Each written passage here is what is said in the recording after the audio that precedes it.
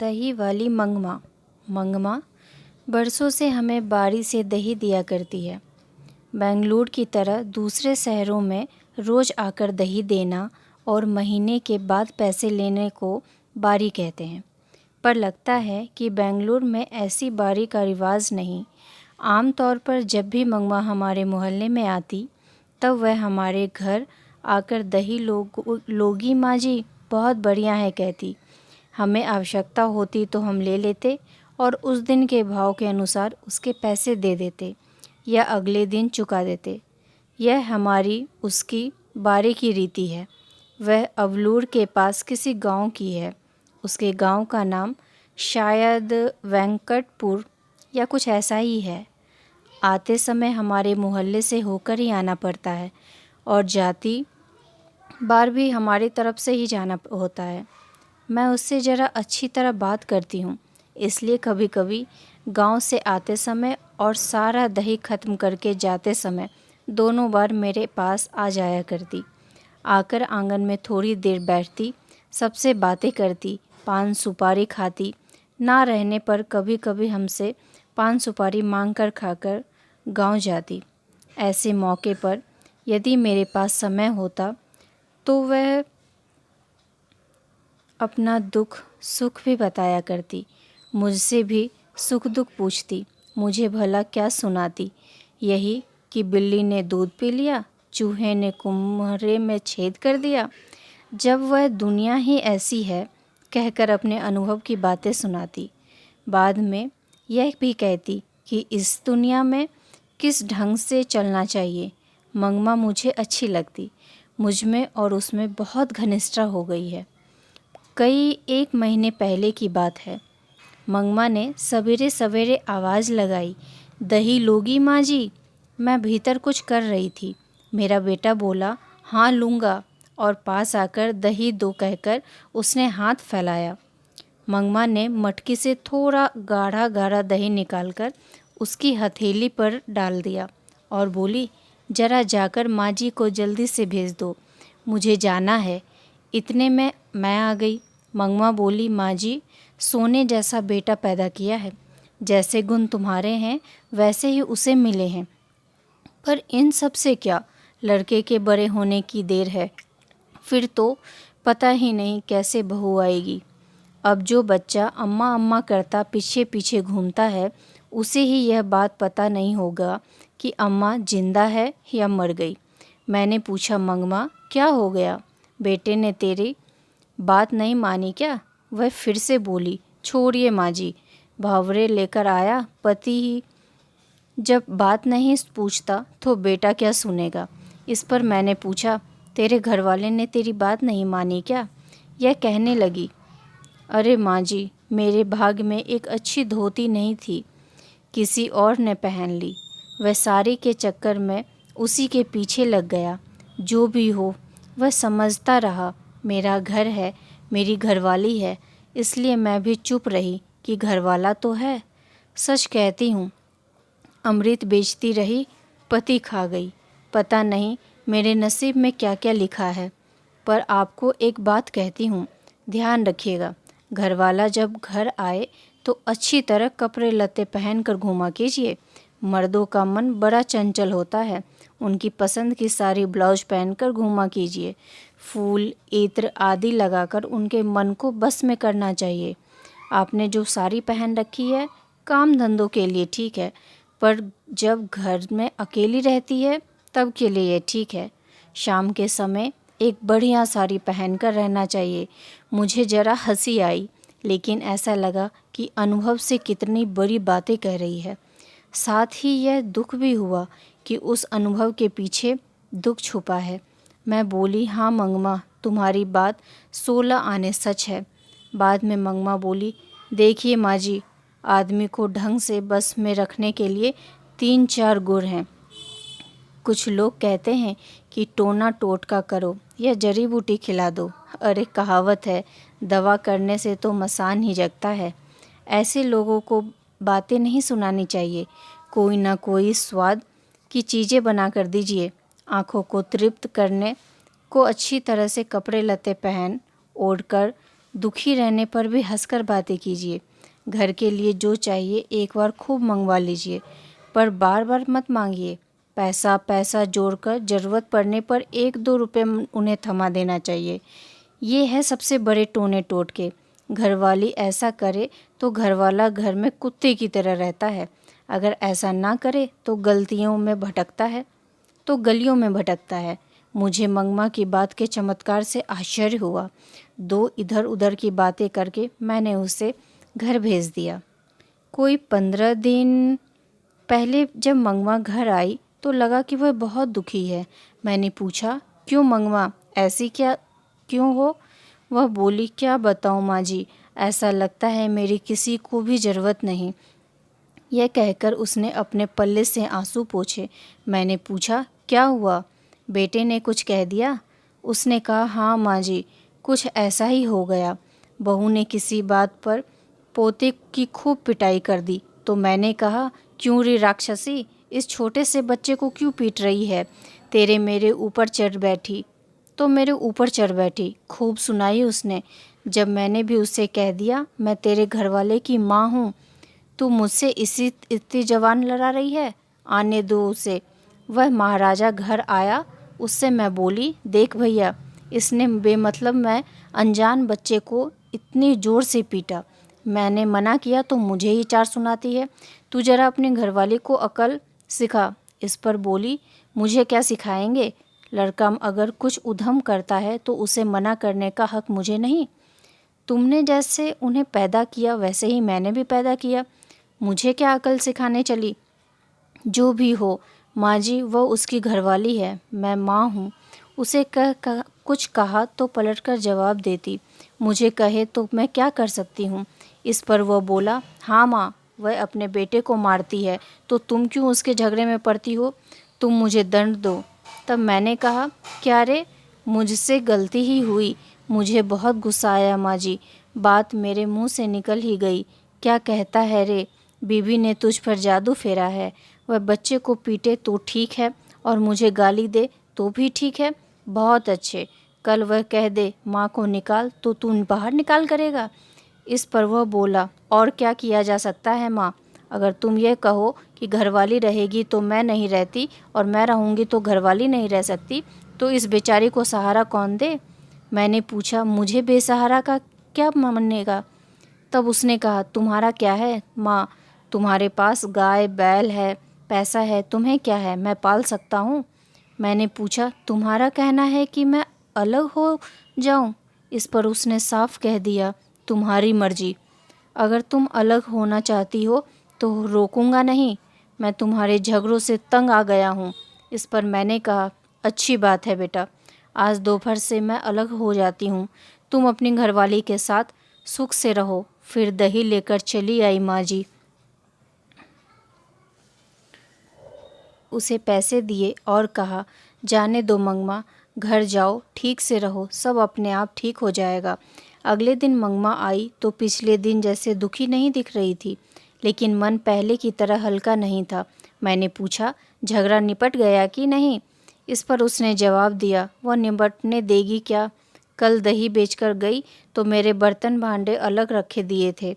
एक कुठले में रागी और एक में चावल, थोड़ा सा नमक मिर्च सब एक तरफ रखकर खुद खाकर और अपने पति को खिलाकर पाँव पसारे बैठी थी। आप बताइए माँ जी, झगड़ा कैसे निपटेगा? मैंने थोड़ा हिट्टू बनाकर खाया। शादी के बाद बेटा कभी अपना रहता है माँ जी। ठीक है, जब उन्हें नहीं चाहिए तो मैं ही क्यों ज़बरदस्ती करूं?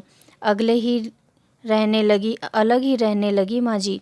रोज़ उस बच्चे को थोड़ा सा दही देकर बाद में बेचने आया करती थी। आज ठीक उसी समय वह उसे बच्चे को लेकर कहीं चली गई थी।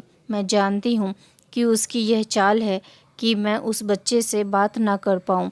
इतनी छोटी सी बात की यह कैसी रामायण बनाती जा रही है। मुझे आश्चर्य हुआ, पर मैं इससे कुछ कर नहीं सकती थी। इधर उधर की कुछ बातें करके मैंने मंगमा को विदा किया। बाद में 2-1 दिन मैंने यह बातें उठाई ही नहीं। ऐसा लगा कि वह अलग ही रहने लगी है। एक दिन उसी ने पूछा, माँ जी, आप तो मखमल पहनती है ना, वह कैसे गज मिलती है? मैंने पूछा, क्यों मंगमा? तो वह बोली, इतने दिन तो बेटे और पोते के लिए पैसा पैसा जोड़ती रही, अब भला क्यों जोड़ूं? मैं भी एक मखमल की ब्लाउज पहनूंगी। मैंने कहा, एक ब्लाउज के 7-8 रुपये लगते हैं मंगमा। उस दिन मंगमा ने जाकर दर्जी से वह कपड़ा लिया और वहीं सिलने दे दिया। दूसरे दिन पहन कर आई, मुझसे कहने लगी, देखिए माँ जी, मेरा सिंगार। घर वाले के रहते एक अच्छी साड़ी नसीब नहीं हुई, वह तो किसी के पीछे लगा था। मैंने बेटे के लिए पैसे जोड़े, अब वह लड़का ऐसा हो गया, अब कैसा है मेरा श्रृंगार। मुझे लगा कि बेटे से अलग होने के दुख से मंगमा को जरा मति भ्रम हो गई है।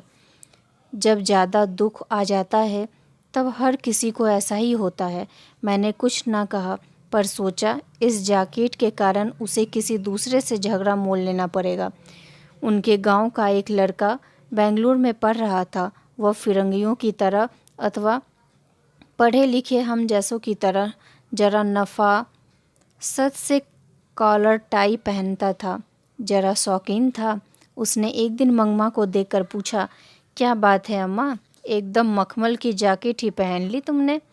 तब मंगमा ने कहा, क्या रे लड़के, यूं बढ़ बढ़ कर बातें कर रहा है? तू गले में फांसी लटकाए घूमता है तो मैं जैकेट ही ना पहन सकूं?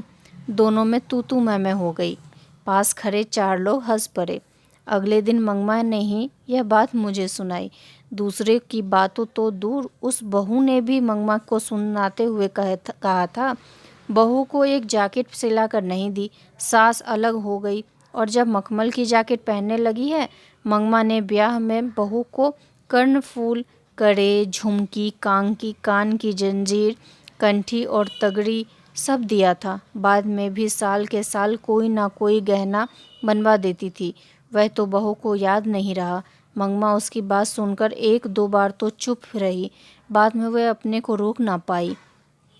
एक दिन रात को जाकर बेटे से कह दिया, तेरी घरवाली बड़ी बड़ी बातें बनाती है, मेरे जैकेट पर ताने कसती है, कहती है मैंने उसे कुछ भी नहीं दिया।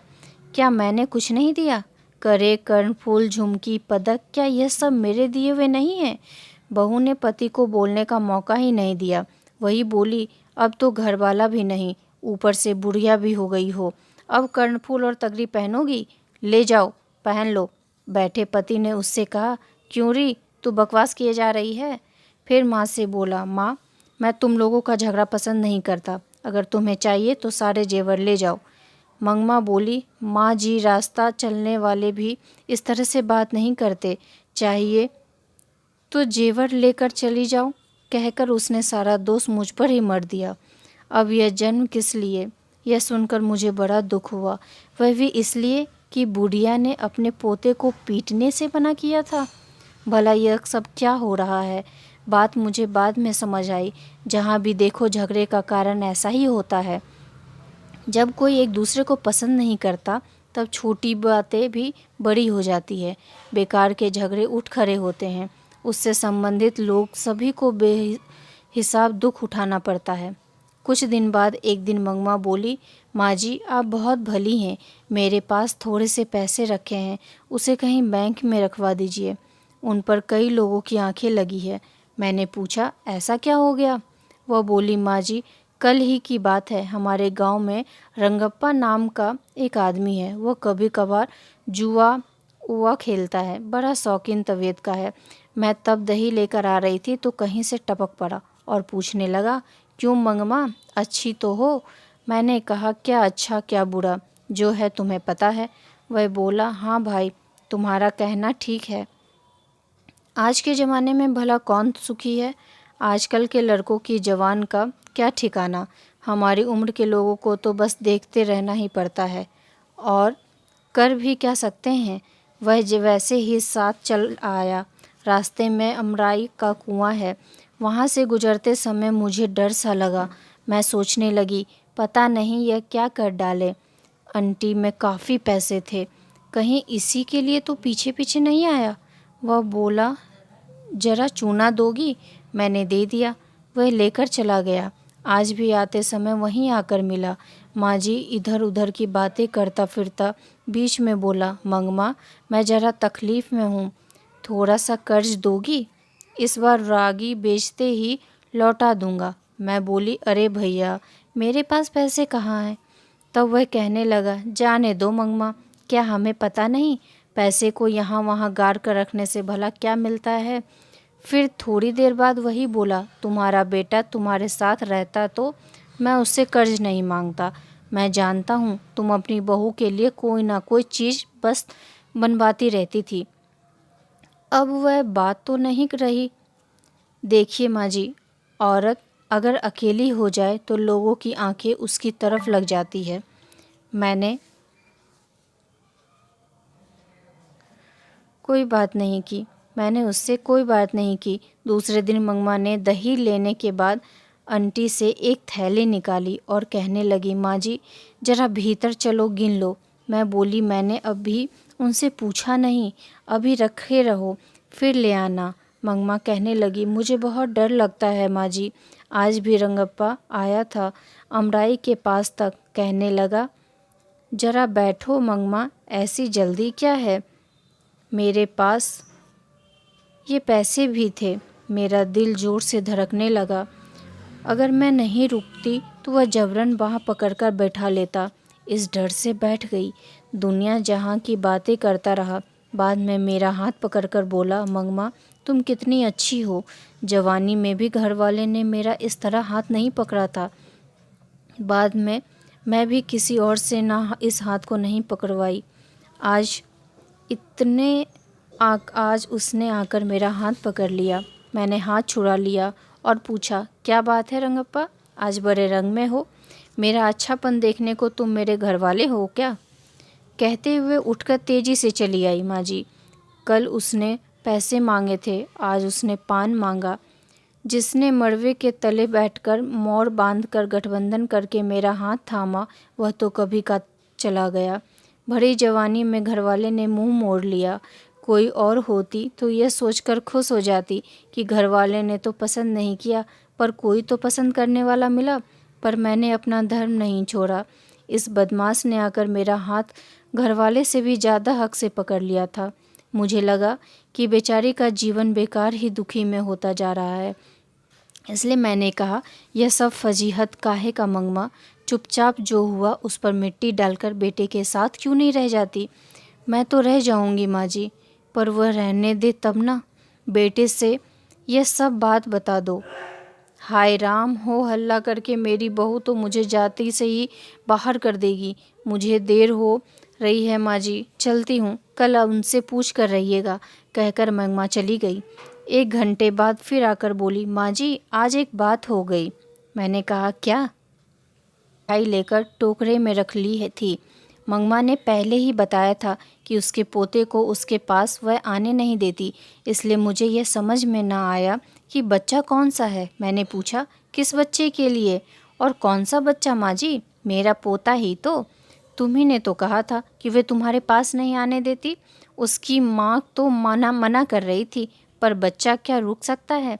आंख बचाकर आ ही जाता है। कभी कभी जरा दूध पी जाता है, कभी दही मांग लेता है, थोड़ा सा कुछ मिल जाने पर नाच उठता है। जरा भी शोर मचाता है तो तेरी माँ सुन लेगी कहते ही चुप हो जाता है। बच्चों का खेल ही तो असली खेल है। उसी के लिए थोड़ी सी मिठाई लेकर रखी थी। वह सुकापुर में है ना, उधर से आ रही थी। वहाँ एक आम का पेड़ है, उस पर बैठा एक कौवा झट से मिठाई की पुड़िया उठा ले गया। आज कैसी अजीब सी बात हो गई। एक मिठाई की पुड़िया चली गई तो क्या हो गया, फिर से खरीद लो। यह बात नहीं माँ जी, कहते हैं कि कौवे से आदमी का स्पर्श नहीं अच्छा नहीं होता, इसलिए कहा। उससे क्या होता है? कहते हैं उससे जान का खतरा हो जाता है। मुझे लगा कि मेरे दिन पूरे हो चले। बाद में यह सोचकर खुशी भी हुई कि चलो अच्छा हुआ, यह जन्म किसी को भी तो नहीं चाहिए। अच्छा है, जल्दी से भगवान के चरणों में पहुंच जाऊंगी। जो भी हो आज ही हो। तुम भी कैसी पागलों की जैसे बात कर रही हो। पहले तो कौवे को आसानी से मिठाई मिल जाए, ऐसे रख कर आओ। अगर वह उठा ले जाए तो कहो कि जान का खतरा है। यह कौन सी अकल की बात है? जाओ चुपचाप घर जाओ। तो आप यह कहना चाहती हैं कि कोई डर नहीं? डर वर कुछ नहीं होता। जितना झगड़ा होता है उम्र पड़ती है। दोबारा उस बारे में मत सोचो। हंसते हंसते घर जाओ। मंगमा चली गई। मैं उसकी मानसिक स्थिति सोचकर आश्चर्यचकित हुई। बेटा चाहिए, बहू चाहिए, पोता चाहिए, साथ ही वह घर की बड़ी है। यह लालसा छूटी नहीं। जीवन के प्रति एक विचित्र सी ऊब, फिर भी मरने की इच्छा नहीं और अनिच्छा प्रकट करने का मन ही नहीं। हम सोचते हैं ये गांव के लोग हैं, कुछ जानते नहीं, कोई लुकाव छिपाव नहीं, तो भी लोगों की मानसिक स्थिति के पीछे परतों पर परते हैं। बड़े घर में छोटा सा घड़ा समाया है। मैंने सोचा यह कैसा नाटकीय सूत्र है। मंगमा